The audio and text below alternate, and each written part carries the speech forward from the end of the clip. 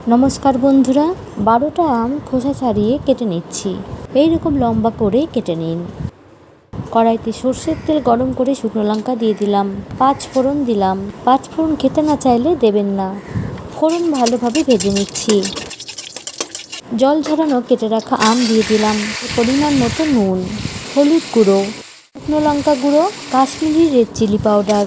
ভালোভাবে সব মিশিয়ে নিচ্ছি। 8 কাপ চিনি দিচ্ছি।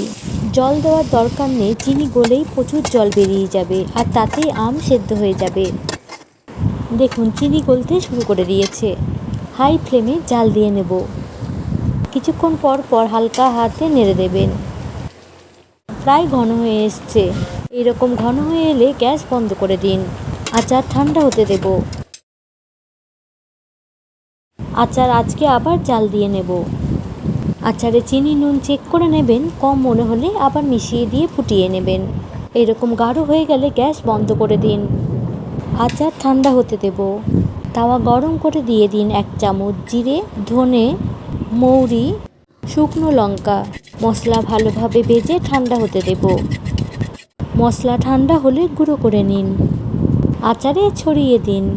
এভাবে মেশালেই আমের আচার রেডি। খেতে দারুণ।